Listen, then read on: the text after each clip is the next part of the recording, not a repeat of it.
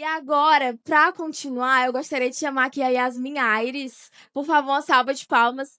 Ela é supervisora na Aliança Team, também graduando em psicologia e vai estar aqui comigo hoje mediando, assim como o restante dos nossos convidados. Amém? Bem-vinda, Yasmin. Sente-se aí, querida. E agora nós vamos receber aqui duas pessoas convidadas, psicólogos preparados na área. Eu quero chamar primeiro a Maria Eduarda Bonfim. Por favor, uma salva de palmas para ela. Ela que é especialista em psicologia clínica e social. Gente, olha a lista de graduações da mulher. Então, ela realmente entende do assunto. Ela está aqui hoje. Pode sentar aqui no meio, à vontade. E também o nosso próximo convidado. Pode passar aqui, por favor, o slide. Quem é o nosso próximo convidado? Ronildo Moura. Palmas para ele, por favor. Graduado em Teologia e Psicologia. Vamos bater aqui um papo hoje e responder algumas dúvidas muito importantes. Amém?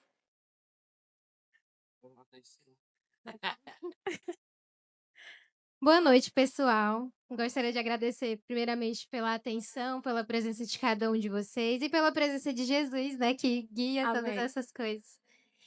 Hoje nós estamos aqui com duas pessoas muito especiais. Eles são os meus professores da faculdade, tá bom? E acompanhando eles na graduação de psicologia, sabendo tudo que Jesus ele falou comigo ao longo desse tempo, a gente achou importante, a gente achou pertinente trazer especialistas para falarmos sobre o assunto da saúde mental. Para quem não sabe, ou melhor, acredito que todos sabem, né, que esse mês, o setembro amarelo, é o mês de prevenção ao suicídio e um mês também de cuidado da saúde mental, né? E eu queria, em primeiro momento, pedir para que, né, os convidados de hoje eles possam se apresentar, porque mais do que nós, né, eles conhecem melhor e podem se apresentar da melhor forma. Então, pode ficar à vontade, Maria Eduarda. Ok, boa noite. É alto daqui, muito alto. Mas prazer, eu me chamo Maria Eduarda, sou psicóloga. Atualmente eu sou psicóloga e docente. Trabalho na clínica atendendo particular. Sou cristã, atualmente eu estou na Igreja Esperança. Fui 9 anos da Nova Aliança, estou há 1 ano na Esperança. E além da profissão, sou casada há 6 anos e tenho um bebê de 3 anos. A minha primeira opção de curso não era psicologia, era a que a maioria das pessoas quer, que é medicina, claro. Mas o Senhor, e hoje eu entendo isso, que foi Deus que me direcionou para a área da psicologia. E hoje eu me sinto realizada profissionalmente. Tá ligado? Então, pessoal, boa noite. Eu me chamo Ronildo, tenho 36 anos, sou pastor da Igreja Batista ali no São José, também docente.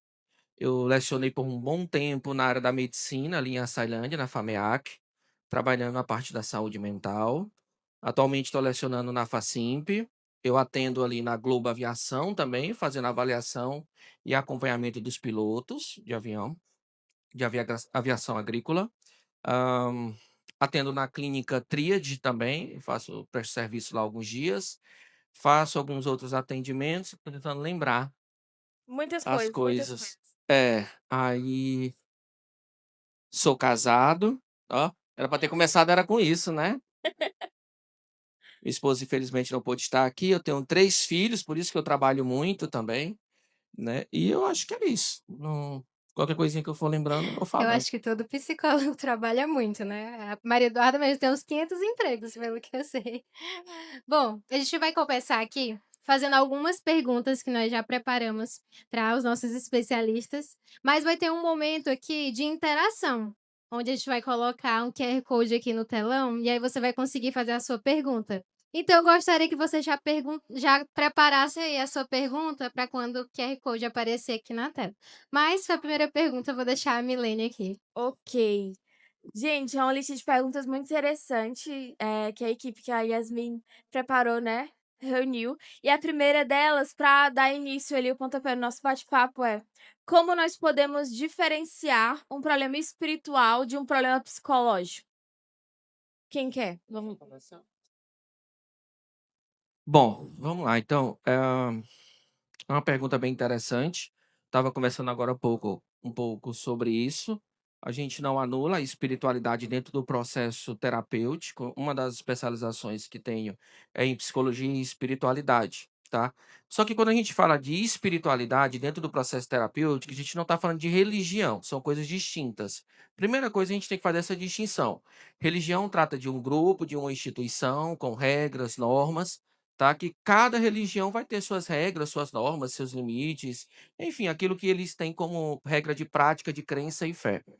Enquanto a espiritualidade é algo que transcende essa relação material, ou seja, você todo religioso precisa ser espiritual, mas nem sempre todo espiritual tem alguma religião específica.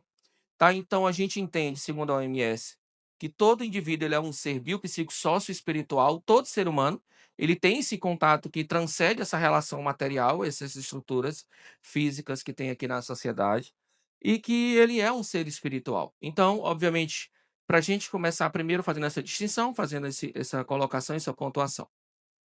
Agora a pergunta é: como distinguir um problema que é espiritual de um problema psicológico? A gente vai olhar para os impactos sociais que está causando esse comportamento distinto. Por exemplo, quando você olha para a Bíblia, você vai ver lá Moisés falando com fogo, por exemplo. Claro, a gente sabe que era Deus falando por meio da sarça.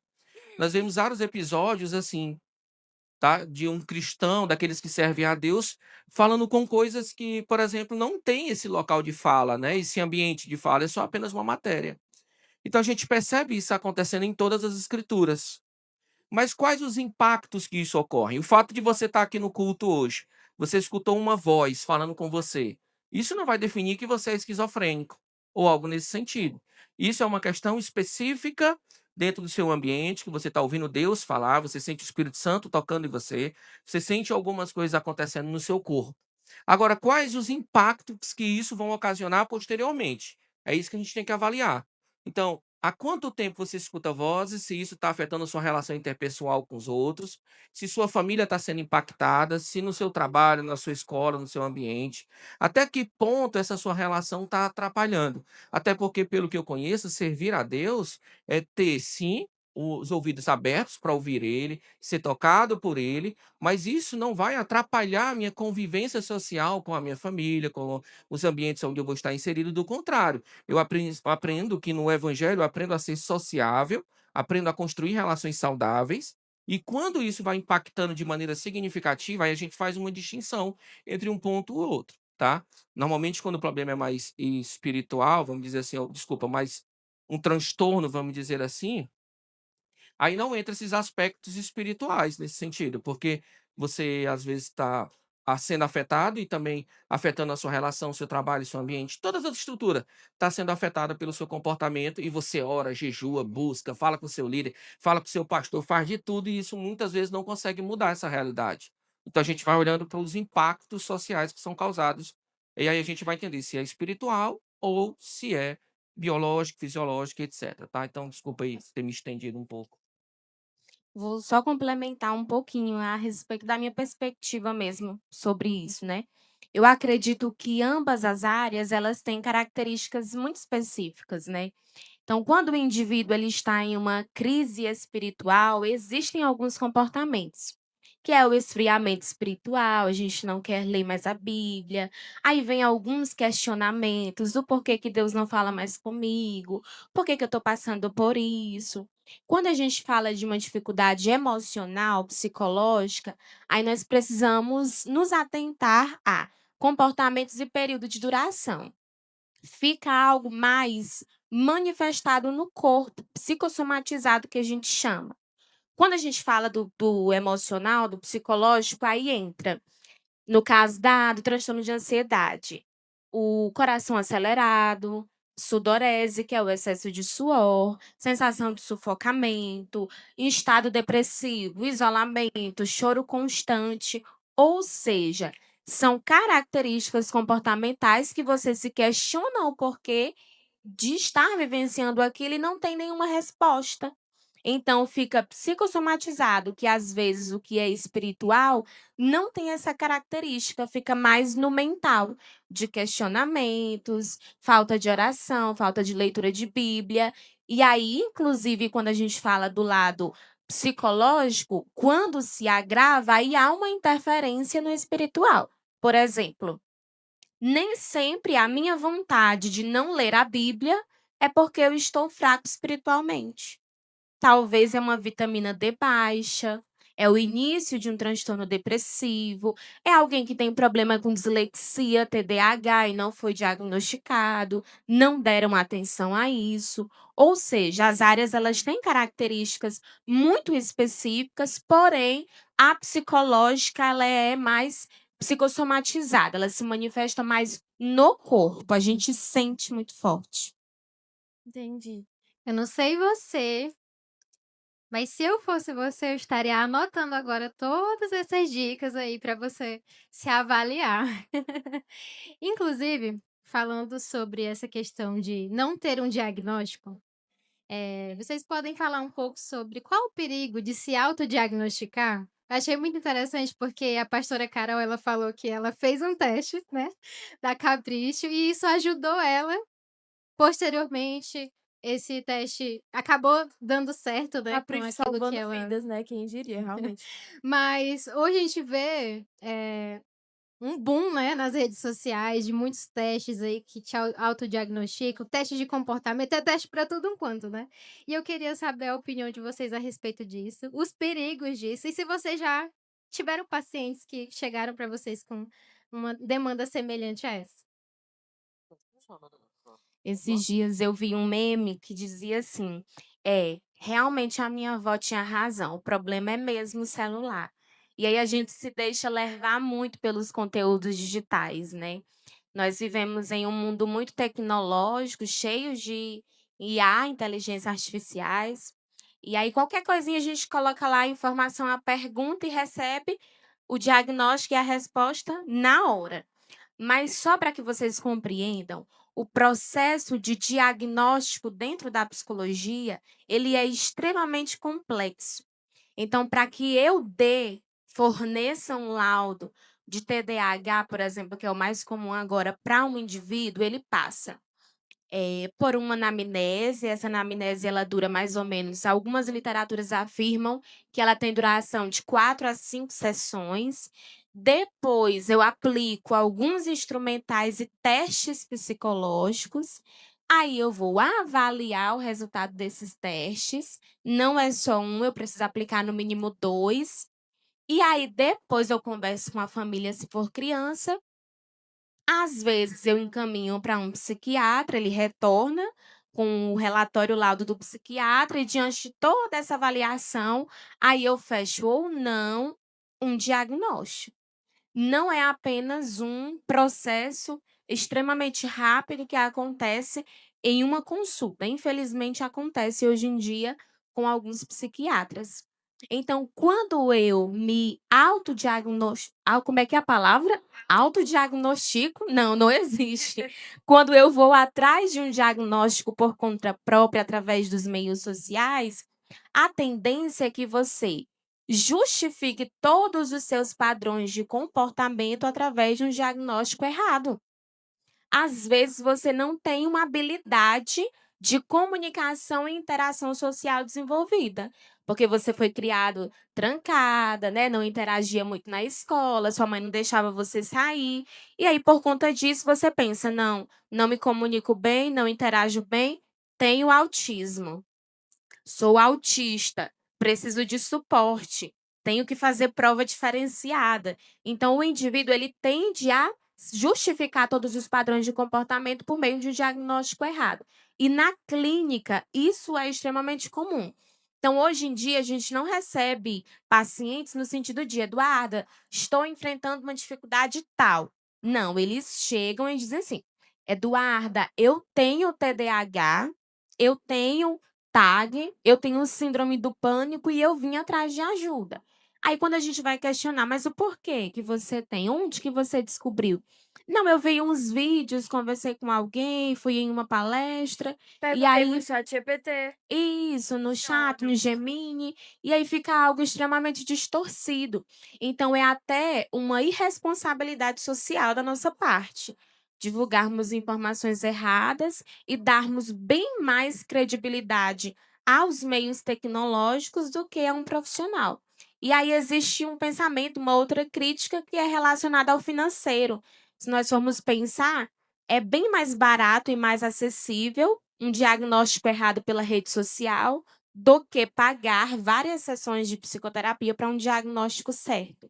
E aí entra algo mais social mesmo que a gente precisa analisar. O acesso a um diagnóstico, ele não é acessível financeiramente falando. É verdade. Eu nem lembro a pergunta. O perigo de Foi. se autodiagnosticar ali. Ah, Você tá. falar, nossa, eu tenho isso e já é meu e esse é o meu diagnóstico. É que eu tô um pouco cansado, tava falando pra Maria Eduarda ali. Eu até perguntei se tinha café. Eu digo, tem café, que é o meu segredo, é café. Pessoal, na verdade, o diagnóstico ele tem sido utilizado para justificar mau comportamento.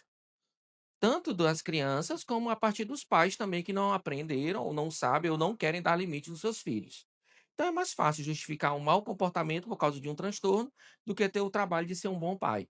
Então, às vezes, o pai quer porque quer que o filho tenha um diagnóstico por vários fatores, e aí muitos desses já vão na internet de antemão, eles pesquisam os sintomas e eles vêm ao pai e apresentam esses sintomas. Olha, meu filho tem isso, isso, isso e isso. Tá? E aí, às vezes, eles querem forçar essa barra.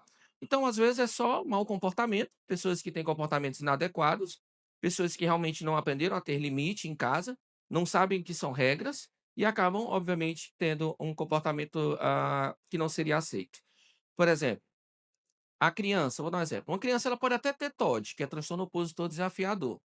Mas se desde pequena ela aprende a ter limite, regras e normas dentro de casa, esse transtorno vai ser manifesto, ele vai ter dificuldade de lidar com várias outras coisas, mas ele vai aprender de alguma forma internalizar as regras e normas. Agora, quando essa criança tem esse transtorno e os pais ainda são permissivos e eles evitam um conflito com as crianças, aí terminou de lascar o menino.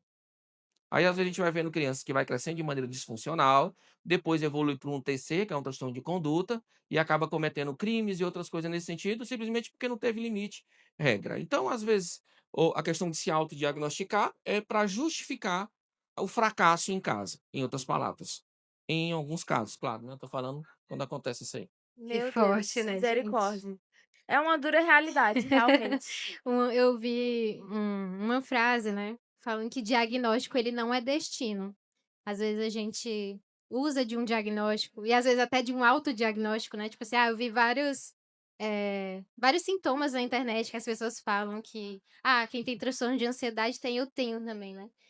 E aí às vezes a gente usa isso como se fosse o nosso destino. Então eu sou Tô ansioso. fadada a isso, né? Não tenho nada mais além É disso. porque é porque a ansiedade todos nós temos.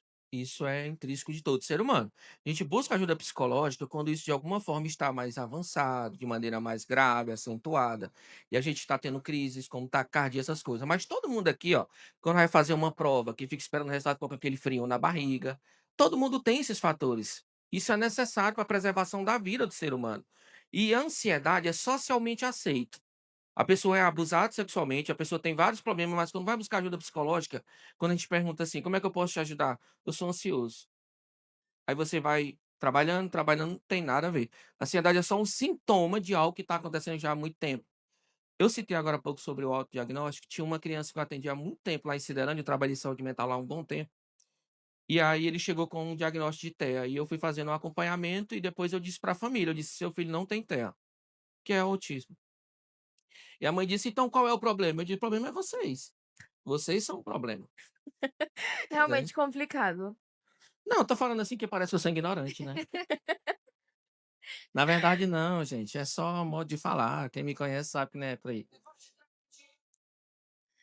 É verdade. Gente, e falando, né, sobre isso, vocês falaram sobre criança, alguns casos que vocês viram em consultório. Mas falando agora sobre o público mais jovem, ali, os 15, 18, 20 anos, qual vocês têm percebido que é a maior dificuldade em relação à saúde mental desse público hoje em dia? É. Até 30 anos. Temos teens, né, adolescentes e jovens aqui hoje. Quem tem 15 Ela anos pergunta, ela aí? diz 15 a 22. Olha, quem tem 15 anos, levanta a mão aí, ó. Certo. 15 pra cima até os 20 ali. 20, 25. Tem uma galera aí nessa faixa etária. 36, Opa, tem também, tem também. só eu Entendemos e todos o os pastor, públicos né? aqui. Pessoal, ó, ela fez uma pergunta sobre os maiores desafios e transtornos, isso que está acontecendo, certo? Ontem eu fiz, foi ontem? Na palestra não, né? Foi? Quinta. Esses dias, desculpa fugir, esses dias eu fui comprar um negócio ali, a moça diz assim, o senhor é professor? Eu disse, descobriu pelo quê? Pelo cansaço? Porque professor trabalha demais. Então, às vezes, a gente acaba falhando. Eu estava tentando lembrar que dia foi. Quinta-feira eu fiz uma palestra do Setembro Amarelo na instituição e eu estava apresentando os dados sobre o suicídio. Por exemplo, entre jovens de 15 a 22 anos é a segunda causa de morte. Entre jovens de 15 a 22 anos é a questão do suicídio. E por quê? Porque nessa fase da adolescência, a criança vai fazendo essa transição da parte da infância, porque o primeiro grupo familiar, desculpa, o primeiro grupo social dessa criança é a família. É um ambiente com um contato com o pai e com a mãe. Quando ele vai crescendo, vai se desenvolvendo, que chega na fase da adolescência, ele consegue ou começa a construir novas relações sociais. E o adolescente, ele tem uma necessidade de se sentir pertencente a um grupo. Ele tem essa necessidade. Então, às vezes, não é nem o grupo que estabelece padrões e regras, mas quando ele vai para um grupinho, aí ele vê todo mundo usando iPhone. Por exemplo, ele pertence a um grupinho de 4 meninazinhas. Aí ele tá lá no grupo. As outras 4 têm, só ele não tem. Aí essa criança, aí esse adolescente começa a questionar: poxa, eu preciso do iPhone, porque ele quer pertencer ao grupo. Aí vão sair, os adolescentes vestem, vão todo mundo de branco, a pessoa não tem uma roupa adequada. Aí, olha, fico deslocado. Então, um adolescente nessa transição, que agora ele está saindo da fase da infância, dessa parte, e entrando em um novo grupo, ele tem essa necessidade de pertencimento. E acontece muito, muito, muito o transtorno alimentar nessa fase. Transtornos alimentares. Porque às vezes você é muito magro, ou às vezes muito gordo, e aí, de novo, às vezes o grupo não colocou essa regra, mas você se sente que não pertence ao grupo, porque você não se enquadra naquele padrão ainda que o grupo não colocou. Então é muito comum acontecer transtornos alimentares nessa fase, ou bulimia, ou anorexia, ou compulsão alimentar, que são os transtornos alimentares. Então, nessa faixa etária entre 15 e 22 anos, esse fenômeno chamado adolescência, esse período que está ocorrendo, tem mudanças hormonais ocorrendo, tem várias situações sociais. O próprio indivíduo faz o questionamento: quem eu sou? O que que eu quero? O que que eu gostaria de fazer? Ó, alguns aqui mesmo, se eu perguntasse ontem o que que você queria, você ia dizer uma coisa. Se eu perguntar daqui um mês, aquilo você já não quer mais, aquilo que você queria. Ah, eu queria medicina, já não quero mais. Ah, eu queria ser piloto de avião, jogador de futebol, alguma coisa assim. Mas com o tempo vai mudando muito, porque realmente o adolescente tem esses conflitos internos. Então ele está começando a tentar pertencer a um grupo. Ele está realmente passando por fases bem difíceis, bem complexas, essa mudança que está acontecendo. Os pais muitas vezes não conseguem acompanhar o diálogo com o filho e vai gerando conflitos internos que podem acarretar em outros problemas. Mas é muito comum um transtorno alimentar nessa fase. Não que não aconteça outro, né? Eu acabei de falar sobre suicídio, então a gente pode atrelar a depressão, outras coisas que ocorrem nessa faixa etária, né? E tem uma outra questão que eu observo muito na minha prática clínica, que não é um transtorno, mas é uma dificuldade geral, que é uma questão de relacionamentos. De 15 a 25 anos, geralmente é a fase em que as pessoas estão à procura de um par amoroso. É ou não é? Claro que é. Quem aqui namora? Levanta a mão, por favor. Não acredito. Todo mundo solteiro aqui. A Orando, gente casado, também menino tem de esse 18 outro anos. problema, mas isso aí já é para outro bate-papo, outra hora. Então, o que que eu Também tem. percebo na clínica? Quando a gente fala de adolescente, eu acho que o sinônimo de adolescente é hormônio. né? Dentro do corpo de uma adolescente tem 1000 hormônios à flor da pele. Então, quando o adolescente ele se mostra muito afoito para namorar, com comportamentos sexualizados, nem sempre, claro que isso é pecado à luz da Bíblia, né? Mas muitas vezes são os hormônios agindo. Claro que não justifica o pecado, né? Ah, agora eu sou adolescente, tenho muito hormônio aqui dentro, vou namorar e está justificado. Não, não determina, não justifica, mas explica. E aí eu já perdi as contas dos casos que eu atendi na clínica de pessoas com uma imaturidade emocional gigantesca, que eu ficava me questionando enquanto profissional, do sentido de me procurarem para pedir ajuda, por quê? Eu lembro de um caso de uma moça que ela namorava, e aí se ela mandasse uma mensagem para o rapaz, assim, oi, onde que você tá? 2 minutos depois ele não respondesse, gente, era uma crise de ansiedade gigantesca. Eu falei, mulher, mas ele não trabalha, não. Trabalha. Eu falei, pois é, ele faz outras coisas da vida, além de namorar você. Se questiona. Ele deve estar banhando, ele deve estar fazendo um trabalho da faculdade. Comendo, né? Necessidades básicas ali. Meu Deus do céu, um negócio absurdo. Outras vezes. E aí, assim, não é julgando, mas é de se encabular às vezes. E aí a gente, claro, entende por que essa pessoa tem esse padrão de comportamento, né? Ajuda a melhorar. E um outro fator que tem aparecido muito é, por exemplo, postei uma foto nos stories, um rapaz curtiu, alguém curtiu. Curtiu, né? O coraçãozinho. Pronto. É um sinal de que está afim de mim, tem interesse em mim e eu criei uma expectativa. Muita gente sorrindo. Tá vendo como é verdade? É muito comum, a gente consegue ver daqui. Toquei na ferida, né? E aí é um alarme, assim, que principalmente as mulheres fazem, né? E aí daqui que a gente faça com que esse indivíduo pense e se questione de que aquilo talvez não é porque a pessoa está apaixonada por você e você não tem o direito de criar expectativa diante disso. Talvez ela achou a sua foto bonita e curtiu. Sim. É Só verdade. isso. E aí a gente é tão dependente emocionalmente, é tão imaturo emocionalmente, não tem uma orientação correta com relação a essa parte, que a gente falha muito nisso e isso acaba desenvolvendo aí para uma dependência, a gente se envolve em relacionamentos abusivos, aí desenvolve para um transtorno de ansiedade, porque a pessoa não soube lidar com o próprio emocional.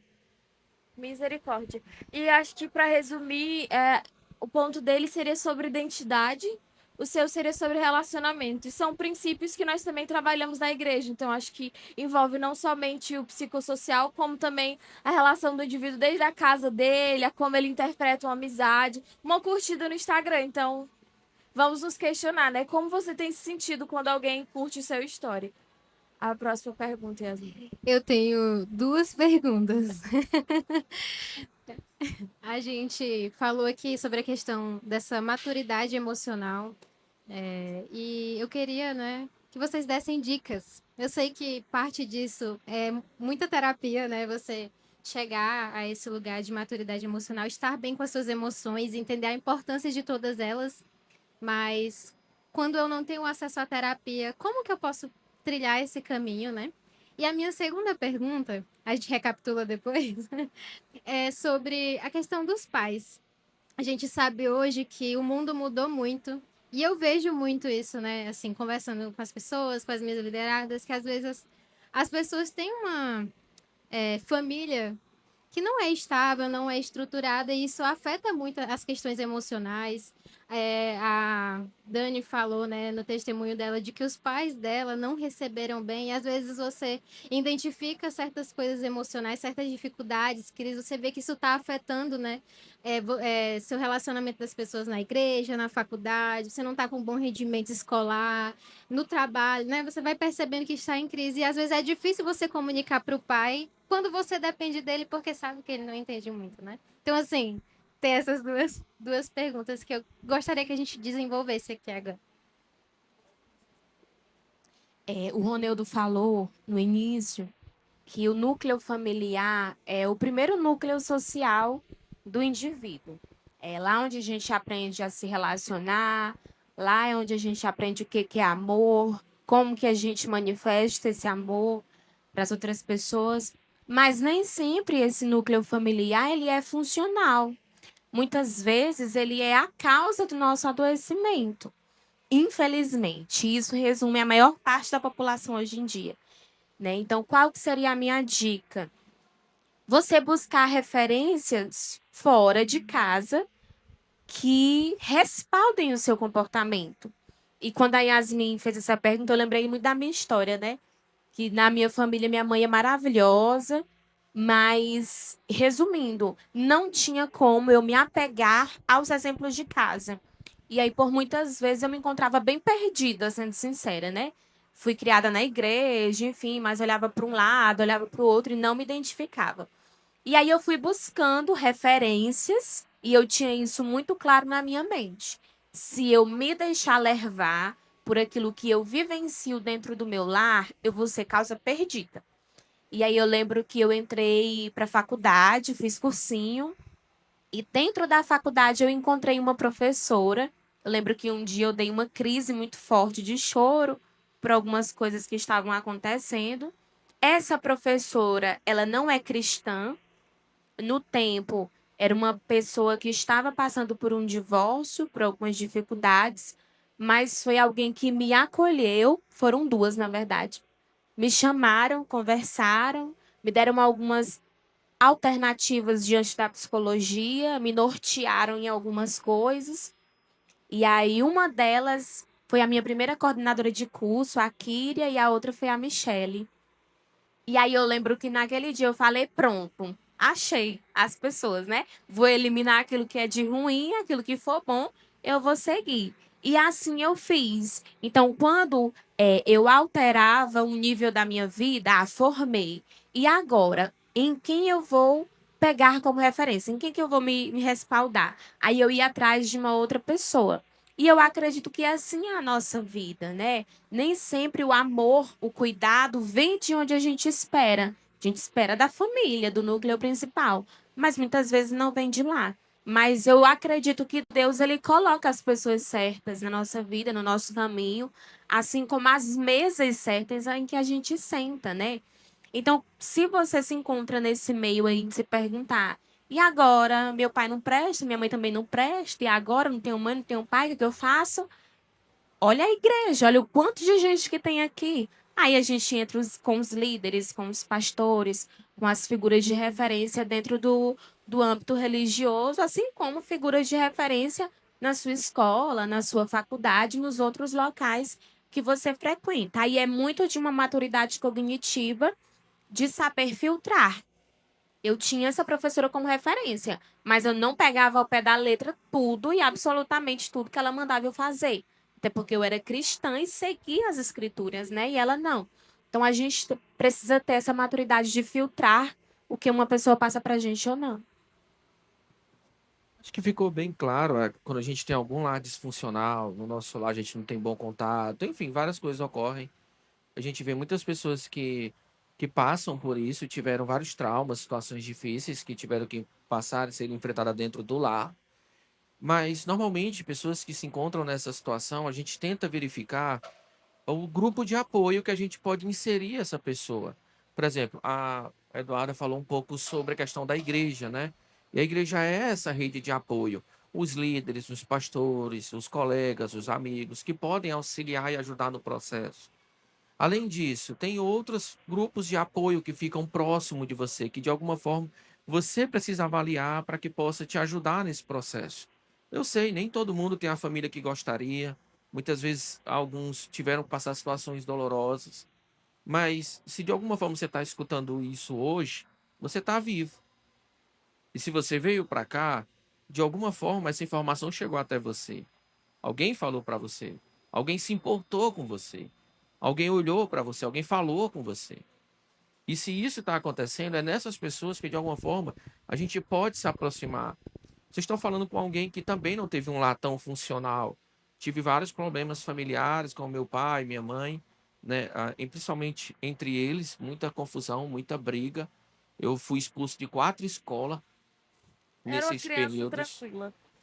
Hã? Era uma criança tranquila, passava. Isso se espelha também, né? Só Muitas vezes. Jesus para transformar a vida da pessoa. É verdade. Olha que interessante, eu nunca fui mesmo assim, essas coisas, eu sempre fui muito complicado, mas eu não me sentia bem comigo mesmo, nem no ambiente que eu estava, era muita briga, muita confusão. Uma vez eu saí de casa para ir para a igreja, eu fui chorando o caminho todinho, porque eu saí, eles estavam brigando. Cheguei no culto para falar sobre rede de apoio. E aí eu antes eu era da igreja batista, e eu fui na igreja de uma outra pessoa que me convidou. E na igreja até então onde eu ia, não tinha muito contato assim, as pessoas entravam e saíam, e ninguém falava com você. Eu mesmo entrava e saía e era irrelevante ali. Mas nesse dia específico eu estava muito mal e eu recebi um convite de um colega e eu fui para a igreja. E aí estava acontecendo louvor e eu fiquei lá no fundo. Era até aquela música Olha para mim, trazendo a arca, tava tocando, pra você ver como marca a vida da gente, né? E tava tocando e eu lá no fundo. Aí esse rapaz que me convidou, ele era líder de célula. E ele falou assim: "Tá tudo bem?" Aí eu disse: Tá tudo bem." Aí ele disse: "Não tá não. Você não é assim." Aí ele me abraçou, eu chorei demais. Foi o culto todinho chorando. E ele conversou comigo várias coisas. É sobre isso. Nem sempre a gente tem a família que gostaria. Mas nós temos grupos de apoio, nós temos pessoas que a gente pode recorrer. Buscar um abraço, um acolhimento. E isso já ajuda muito. Então, esse rapaz não só me abraçou no culto, ele me abraçou na vida. Ele começou a me introduzir numa célula, começou me ensinando muitas coisas. E isso foi evoluindo. E eu encontrei na igreja, em Deus, nos irmãos, algo que eu não tinha em casa. E isso foi mudando a minha vida. Eu sentava sempre no fundo da escola.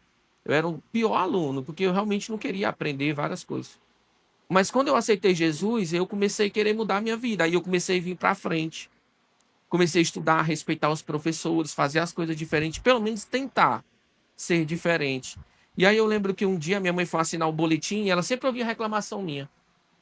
Mas ela foi, aí a professora falou assim: que foi que você fez com esse menino? Que esse menino mudou, o menino agora tá diferente, tá respeitoso, faz a atividade, vem no horário, faz as coisas diferentes. Quem foi que fez? Ele disse, e eu nunca disse que era crente. Minha mãe que disse. Disse assim, não, porque agora ele é crente, agora ele tá indo pra igreja, agora ele tá lendo a Bíblia. E aí os professores começaram a me tratar de maneira distinta. E a minha vida foi mudando. Então vocês viram algumas formações que eu tenho, essas coisas, mas a glória e a honra é de Deus. Somente dele. E disso eu tenho total convicção. Estou falando disso pra, porque eu estou num ambiente religioso, algo nesse sentido. Realmente eu não consigo ver nada em mim o suficiente para que eu pudesse estar falando com vocês hoje. Tudo que há em mim, que há de bom, é Deus. Tudo que você vê em mim de ruim é eu mesmo. É isso. Glória a Deus. Pessoal, Que forte. muito forte. E é um testemunho por si só. Só esse pedaço já valeu a pena toda essa conversa. A parte que a Maridala também comentou aqui sobre Deus colocar pessoas na vida dela, assim como Deus colocou na vida dele. Eu acredito que é muito verdade. Nós precisamos filtrar, ter maturidade, para entender que todos nós somos pecadores, todos nós erramos, mas o Senhor, ele é misericordioso e bondoso conosco. Glória a Deus. Essa parte, ela é muito... Por isso que eu falei, muito forte, né? Porque eu me vi também na história deles. Eu saí assim, entre aspas, né? Eu saí de um ambiente muito disfuncional para um ambiente funcional depois de encontrar Jesus. A minha casa era um lar de muitas brigas mesmo, onde eu presenciava, eu ficava meio que a intermediadora das brigas, né? Dos meus pais. E aí, quando Jesus ele entrou na minha vida, foi quando eu comecei esse processo de transformação, processo de onde eu superei muitas rejeições, superei esse ambiente, né? Quando minha casa estava um caos, eu encontrava na igreja e eu encontrava em Deus a paz que eu precisava e que eu procurava. E hoje eu vejo quanto ter pessoas, os pastores, né? Antes da pastora Bianca e do pastor Naka, fui cuidada pela Raíssa, fui cuidada pela pastora Stephanie, depois fui cuidada pela Liana e agora, né, tô sendo cuidada pela pastora. E ter essas mulheres como referência na minha vida me ajudou a enfrentar as minhas crises. E eu sei que nós temos líderes aqui, temos pastores aqui, na Aliança Teen, na Aliança Jovem, na igreja no geral, né? Que são essas referências. E eu honro a Deus, né? Eu glorifico a Deus por estar presente nessa igreja que me ajudou a encontrar Jesus de verdade, a saber quem era Jesus de verdade, e me ajudou a lidar com as minhas crises e a me desenvolver emocionalmente falando, porque Também tive muitas crises emocionais. E a igreja, ela me ajudou quando eu não fazia terapia ainda, né? Mas glória a Deus por isso. E falando sobre essa ajuda da igreja, eu acho que uma última pergunta antes da gente abrir para eles, pode ser? Ok. Como vocês, como cristãos, mas também como profissionais, como vocês percebem que a Bíblia nos ajuda a lidar com as nossas emoções? Ah, eu não sei se. Vou falar um pouco, eu até imaginava não ir falar sobre isso. Como a Bíblia ajuda, né? Recentemente eu perdi minha mãe. Recentemente mesmo, acho que deve ter uns, se tiver muito, ter 4 meses. Só tinha 56 anos, ela tinha aceitado Jesus, ela congregava conosco. E ela estava cuidando do meu irmão no hospital, e eu acho que foi um processo de bactéria, alguma coisa nesse sentido. E eu perdi meu pai tem 10 anos, que ele faleceu. Meu pai era taxista e ele trabalhava na noite. E um dia assaltaram ele e mataram ele para roubar. E minha mãe foi recentemente. Então eu nunca esperei chegar aos 36 anos e já sendo não tendo mais pai nem mãe. E para mim foi muito difícil ter que lidar com isso, essa dor, essa dificuldade. Eu comecei a passar por alguns dias difíceis, muito complicado.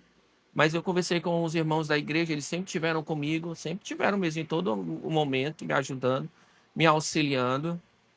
E aí eu falei para eles um dia, eu falei, olha, eu não, acho que eu não estou aguentando, minha cabeça está me matando. Esse sentimento tão ruim que estava acontecendo. Então eles começaram a estar comigo, estando próximo. E aí eu percebi que eu nunca tive só. Primeiro porque Deus sempre está conosco, mesmo que a gente não entenda. A Bíblia diz que todas as coisas cooperam para o bem daqueles que amam a Deus, mesmo que a gente não entenda o que está acontecendo. Mas eu sei que Deus é bom, continua sendo bom, não tem nem o que dizer a respeito. E aí, quando eu olho para a igreja, eu não vejo só um agrupamento de pessoas, a gente vê a nossa família. Então, eu não tenho mais o meu pai nem minha mãe, mas eu tenho uma família, que é a comunidade da fé.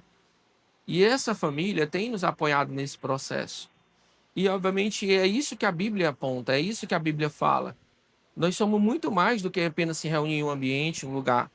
Nós temos que olhar para a pessoa do nosso lado, dar um abraço, um cuidado, ser empático, ter uma escuta, um lugar de ouvir o outro. E isso ajuda muito no processo. Então, sempre quando você se sentir só, algo nesse sentido, olhe para o seu lado, você nunca vai estar só. Isso não é só igreja porque a gente fala que se reúne. A ideia é que nós somos família. Jesus não só morreu para nos salvar, ele morreu também para nos inserir numa família, que é o povo de Deus. Então nós não estamos só. Nós temos um Deus, nós temos um Pai, nós temos uma família. Ainda que a nossa terrena muitas vezes não funciona, mas é isso que a Bíblia ensina. É isso que ela nos apregou todos os dias. Glória a Deus. Glória a Deus. Palmas. E, e assim, quando nós estamos passando por alguma crise emocional, nós cristãos, nós temos um questionamento, né? Senhor, por que que eu estou passando por isso? Qual que é o motivo? Me explica. Eu dizimo, eu vou todo culto para a igreja, eu confesso os meus pecados, eu faço isso, eu faço aquilo. E aí, há um tempo, eu passei por uma crise terrível, né? E aí, assim, pouquíssimas pessoas sabem, é a primeira vez que eu tô falando em voz alta, né? E aí, eu lembro que eu parei, toda vez que eu chegava em casa, na verdade, algumas vezes eu parava o carro, e aí eu orava dentro do carro, pedia ajuda para Deus, ia para a faculdade dar aula, eu ia chorando, eu ia para o CREAS, que é o outro trabalho, eu ia chorando e voltava chorando. E aí eu registro, né? Eu lembro que eu tenho algumas fotos no celular, eu com a cara toda inchada, vermelha. E aí eu parei e falei, meu Deus, o que bagaço é esse? O que está acontecendo? Porque eu vou para a igreja, eu sou super quietinha, nunca fiz nada muito grave na minha vida de pecado. Minha mãe sempre, né? Se pecar, apanha. Aí eu não pecava, né? Minha mãe era líder de jovens um tempo. E aí fiquei me questionando. E para piorar a situação, eu sou psicóloga. Não posso estar desse jeito. Porque era dando crise de ansiedade, mas o paciente aqui, ó, a mãe dos meninos, não me responde por quê. responde oi. E não dá para falar: "Olha, eu não tô bem hoje", né, eles não aguardam. E assim, a gente se questiona muito, até o dia em que nós aprendermos a parar e lembrar que estar com o Senhor não anula dias difíceis, né. Na Bíblia tem isso, que no mundo nós teríamos aflições, mas tem de bom ânimo, porque eu venci o mundo. Então, assim, não é porque você é o mais certo dentro da igreja ou no seu núcleo social que você está isento de passar por dificuldades, né. Em nenhum momento o Senhor nos garantiu isso na Bíblia. O que nós temos é o sustento por parte dele, é a garantia de que nós teremos a vitória estando com ele. E aí, nesse meio, eu lembro que eu comecei a terapia, mas até a terapia não deu muito certo, a família não conseguia ajudar. Eu acho que algumas pessoas de alguns serviços percebiam, mas não falavam muita coisa, porque eu também não me abria. E aí uma pessoa da faculdade, né, que insistia. Quando eu chegava super mal, a pessoa falava: "Maria, você tá bem?" Eu falava: "Não, tô bem". "Maria, você não tá bem. O que que tá acontecendo?" E aí sentava comigo, instigava, insistia. E aí essa pessoa me auxiliou muito e hoje eu tô muito bem, graças a Deus. Mas nesses momentos nós nos questionamos muito acerca da presença de Deus, né. E aí? E agora? Tô aqui, tô precisando da presença do Senhor, tô precisando de providência, tô precisando de uma resposta, e aí são nessas horas que tudo parece extremamente vazio. A gente olha para um lado, olha para o outro, não tem ninguém que consiga ajudar. Eu ia para terapia e eu falava: "Nossa, não tá dando", né. Claro, tinha algumas coisas boas, e aí eu decidi por encerrar e procurar uma outra profissional. Agradeci, enfim, mas existem coisas que nem o profissional capacitado dá jeito, né. A gente reconhece isso também na psicologia.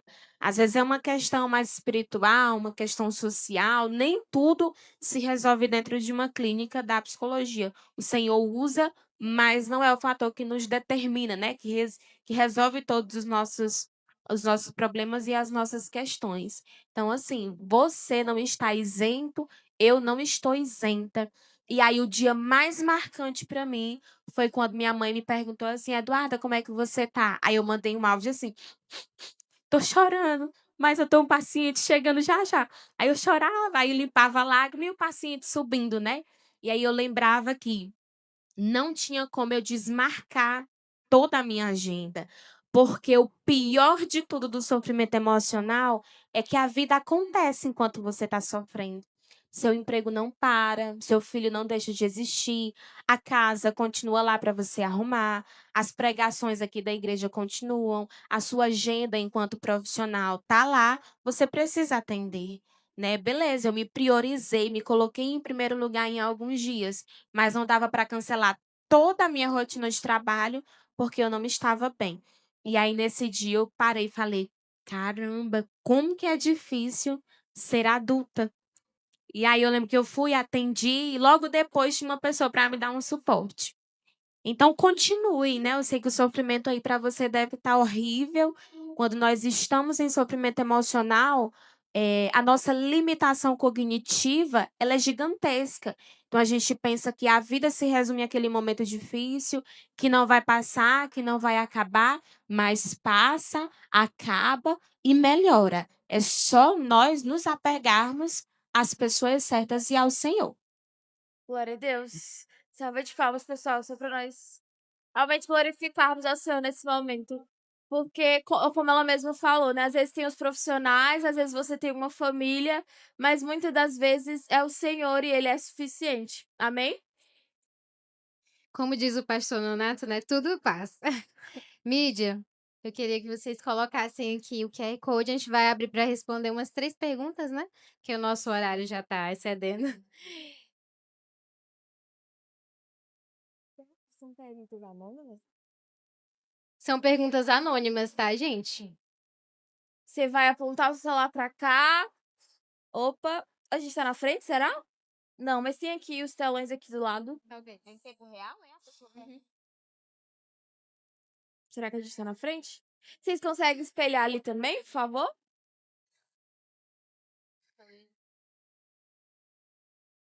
Enquanto isso, você vai reunindo aí a sua pergunta, a sua dúvida. Vocês estão conseguindo escanear? Ou não? Não, a gente tá na frente, né? Calma. Então a gente Vamos. pode fazer talvez do jeito antigo, né? De dar o microfone pra pessoa. Eles não conseguem colocar aqui no tom? Fala aí, professor. Pessoal, se você quiser fazer pergunta, acho que as meninas vão até. É só usar aquela velha técnica. Eu conheço uma pessoa, eu tenho um primo, que aí pode fazer a pergunta. Alguém quer fazer uma pergunta? Alguém quer? Os pastores? Os líderes?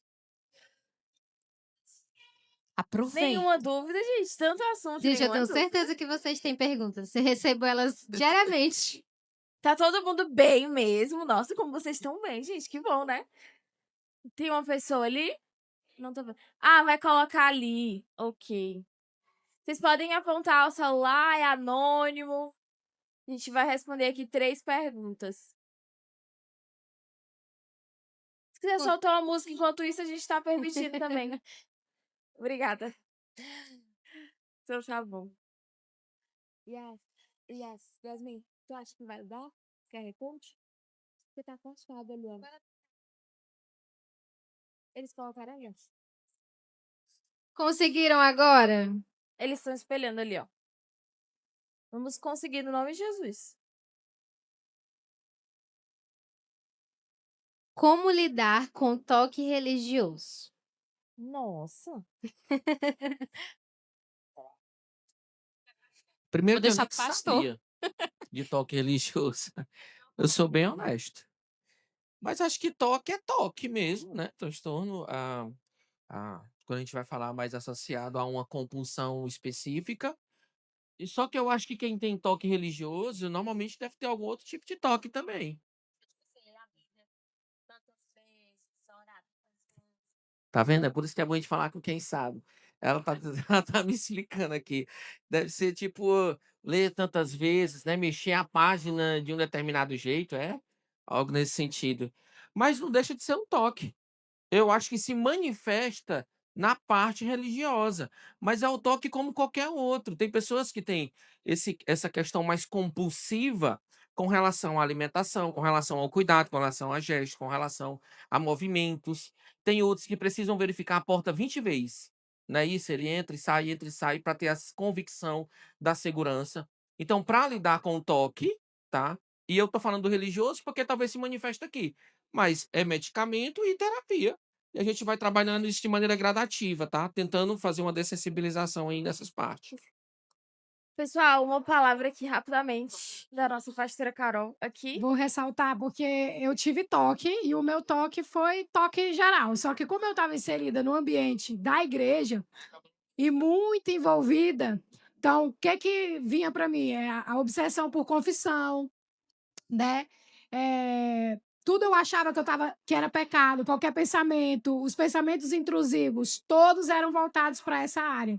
Então, é muito confuso para a gente que está no ambiente de igreja ter esse toque, é muito doloroso, porque às vezes você não consegue diferenciar Bíblia, religião, o que é pecado, o que não é pecado, o que foi um pensamento, o que é tentação, o que é só um pensamento intrusivo. Então, eu nem falei na hora do meu testemunho, mas o meu diagnóstico foi transtorno obsessivo compulsivo, né? No início eu tinha outras compulsões, como verificar a porta, várias coisas. E na igreja, ele se manifestou com essa questão da obsessão pela confissão. Entendi. Então é meio uma coisa um pouco. Qual a diferença? É o Espírito Santo que tá me corrigindo ou é o transtorno que tá me impedindo ali de viver, né? Gente, assim, a questão pecaminosa está dentro de nós. Eu posso estar aqui no altar falando de religião com você e os pensamentos intrusivos aqui estarem. E aí, perdão pelo que eu vou falar agora. Xinga, chama a pessoa tal de feia, manda ir para não sei aonde. Aí pensa no inimigo que ele é uma pessoa boa. Então, assim, existem pensamentos que são intrusivos, né? Que vêm por livre e espontânea vontade. Não significa que você está em pecado, que você é errado e que você é uma pessoa má. Isso significa que você é uma pessoa humana, que tem emoções. Agora, se são pensamentos pecaminosos que você tem e você se direciona para eles, para efetivar o pecado, e você tem consciência disso, aí sim já é um outro fator mais voltado para o pecado mesmo, né? Pecou por consciência. Mas como o Ronildo falou, independente de ser religioso ou não, não deixa de ser toque. E aí, para quem não sabe, o transtorno da compulsão, né, obsessivo-compulsivo, ele é um dos tipos do transtorno de ansiedade. Nós temos o transtorno de ansiedade, dentro dele nós temos 12 subtipos. E o toque é um dos. Então, o tratamento é a psicoterapia e, dependendo do caso, a utilização da medicação. Então, não precisa ficar confessando toda hora, até porque o seu pastor, sua pastora, seu líder trabalha, tem família, faz outras coisas da vida, né? Não dá para ficar só ouvindo seus pecados. Aí você pode buscar uma ajuda psicológica também. Certo. Eu vi ali eu estava tentando entender as perguntas, mas teve uma que eu achei interessante. A tristeza vicia? Nossa! Qual é a resposta? É para me responder, né? À vontade. Bom, Poético. é porque assim, é muito complexo, é verdade. Eu não... O contexto, né? A pergunta é bem específica e às vezes a gente precisa entender cada contexto. Mas tudo que seu organismo tem como recompensa, que é algo bom e que você sente prazer, a tendência é que seu corpo vai se adaptando a isso. O que é vicia o indivíduo? O que faz com que aquele indivíduo tenha uma dependência, seja de qualquer coisa? Droga, bebida, qualquer coisa. É a recompensa que isso está causando. Normalmente, quando a gente tem algum vício, eu vou dizer normalmente porque eu não entendi o contexto, né? Mas normalmente é por a questão de serotonina, dopamina que está acontecendo, que o corpo em si, o pensamento, o próprio indivíduo está tendo uma recompensa prazerosa, tá? E que o corpo, obviamente, está sentindo essas alterações, e aí o corpo novamente vai pedir essa mesma substância, essa mesma situação em outro momento. Normalmente a tristeza não faz isso. Normalmente ela não traz essa proporção de prazer, é o contrário, ela proporciona desprazer, porque é uma diminuição natural dessas circunstâncias. Então, dizer que vicia, eu acho que eu não teria uma resposta clara, porque depende de cada indivíduo e a circunstância que ele está, né, baseado nisso. Mas normalmente o vício só ocorre a partir do prazer, tá? A partir de algo que traga uma mudança no organismo, que estabelece um padrão de tolerância e que o corpo novamente vai precisar dessas outras questões que estavam gerando esse prazer para se manter ativo. Normalmente ocorre a partir disso. Rapidamente, eu acho que talvez assim, a tristeza não vicia, mas o ócio vicia, que é o ficar só, estar só, né? Talvez tenha essa diferença de nomenclatura. E depende também do seu comportamento nesse padrão, né, de tristeza ou ócio. Por exemplo, no ócio, eu posso usar o meu tempo vago para ficar assistindo Netflix, vicia. Para ficar comendo chocolate, vicia. Para ficar vendo TikTok, vicia. Então, esses comportamentos que nós temos no ócio e às vezes na tristeza, eles viciam, né? Às vezes eles adaptam e modelam o nosso comportamento por aquilo que eles nos proporcionam depois. Na tristeza, quando o indivíduo está triste, dependendo lá da questão, se é uma depressão ou não, ele tende a ficar isolado, não é verdade? Às vezes, o ficar isolado é algo bom para você, porque você não gosta de se comunicar com as pessoas, não gosta de interagir, não quer sair, não quer ver gente, aí se torna algo viciante, porque o prazer de estar só e não ver o outro causa um bem-estar para você. Talvez tenha essas diferenças, né? Eu penso também, né, que tem muito a ver com essas questões das coisas que acontecem, que reforçam, né, o seu comportamento. Por exemplo, o que que eu ganho quando eu estou triste? Então, será que eu não ganho mais atenção quando eu estou triste? Tipo assim, meu líder, eu acho que ele não gosta tanto assim de mim, mas quando eu tô passando por uma crise, ele me dá mais atenção. E eu acho que, nesse caso, tem efeito. Mas é a recompensa. Isso. A nossa última pergunta, ela é direcionada para a questão dos líderes, pastores, nós discipulamos pessoas e além de receber demandas espirituais, né, sobre o relacionamento com Deus, a caminhada cristã, muitas vezes nós atendemos pessoas que estão em crise. Como lidar e como discipular pessoas que não estão bem? Assim, eu já deixei de fazer discipulados, eu com a minha líder, por reconhecer que a pessoa não tinha preparo, né? E que talvez trataria o que eu estava sentindo por um viés do pecado. E aí acaba com a pessoa, né? Você chegar para um líder, para um pastor, relatando algo de uma dificuldade emocional da sua parte, e o outro dizer que você está pecando. Acaba com você na hora. Então, assim, eu acredito que nós precisamos reconhecer quando nós não conseguimos lidar com aquela demanda. Então, eu consigo discipular o outro até aqui. A partir daqui, eu não tenho a habilidade e capacidade técnica desenvolvida. E aquilo que eu tenho de espiritual, de fundamentação na palavra, eu acredito que não seja suficiente nesse momento. Aí nós procuramos a ajuda dos profissionais, porque senão você piora a questão da pessoa, entende? Quantos casos, por exemplo, de violência doméstica nós tivemos reforçados por líderes dentro de igreja? No sentido, não, denuncia não, não presta boletim de ocorrência não, ora, continua, Deus muda. E não, não funciona. É uma conivência. Tem que registrar BO sim, tem que denunciar sim, passa um tempo longe sim, até porque está em risco a sua vida. Então, assim, a gente precisa ter muito cuidado com essa questão da liderança para não reforçar o comportamento ruim do outro, né, a dificuldade do outro. Então, fulano, à luz da palavra, eu oriento você nisso, eu oro com você aqui. Você pode me telefonar, me ligar, me mandar uma mensagem na hora que você quiser, eu vou atrás de você. Me chama, a gente sai para conversar, mas eu não consigo te ajudar para além disso. Então, vamos procurar uma profissional em conjunto.